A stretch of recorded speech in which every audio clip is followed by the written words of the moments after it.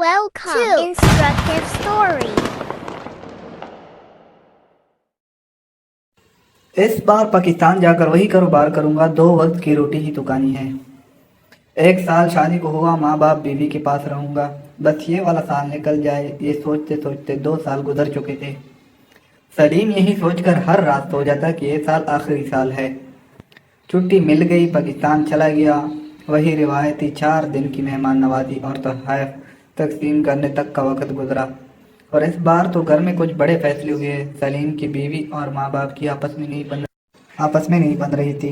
नंद भाभी में भी नाराज़गी मिल बैठकर बात की फैसला हुआ कि अलग हो जाएं। किराए का मकान देखा, एडवांस दिया, शिफ्ट हो गया। नए घर में बीवी तो आज़ाद हो गई, मगर सलीम एक बार फिर से परदेश का कैदी ठहरा। पैसे खत्म हो गए, वापस आ गया। अब जहाँ एक घर का खर्च बेचता था वही बीवी को अलग घर का खर्च और माँ बाप, छोटी बहन की पढ़ाई, उसके जहेज का खर्च। मगर हर रात सोने से पहले वही ख्वाब कि बस बहन की शादी तक मसला है, फिर परदेश छोड़ देना है। बहन की शादी हो गई। सलीम को अल्लाह ने बेटा दिया। बेटे के बेहतर मुस्तकबिल की सोच ने एक बार फिर से सलीम को परदेसी बना दिया। फिक्र सताने लगी कि अब्बा का घर अगर बेच भी दिया जाए तो इसमें से मेरा हिस्सा इतना नहीं होगा कि अपना घर बना सकूं। लिहाजा किसी तरह से एक प्लाट ले लूं, फिर परदेश छोड़ दूंगा। 2 साल लगाए, किस्तों पर प्लाट ले लिया। अगले 2 साल में वो प्लाट सलीम की जायदाद बन गया। मगर सलीम को यहाँ तक पहुँचते परदेश में 12 साल गुजर चुके थे। अल्लाह ने एक बेटी भी दे दी।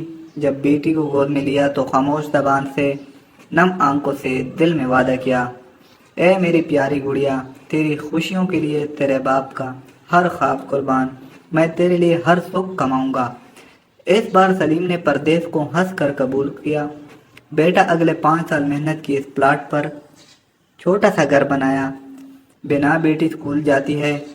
बेटा अब इतना बड़ा हो गया है कि मोटरसाइकिल मांगी, सलीम ने ले दी। वो सलीम जिसकी सोच थी कि बस बहन का जहेज बना लूं, फिर परदेश छोड़ देना, आज अपनी बेटी के जहेज के लिए जापानी इस्त्री खरीद रहा था।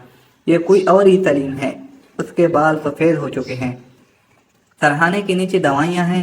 अब सलीम ने परदेश छोड़ने का ख्वाब देखना छोड़ दिया है, बल्कि जब कभी ख्वाब भी आ तो डर जाता है और करवट लेकर फिर सो जाता है, ये सोचकर कि जब तक ज़िंदगी है मैंने अपने बच्चों के बेहतर मुस्तकबिल के लिए परदेश में ही रहना है।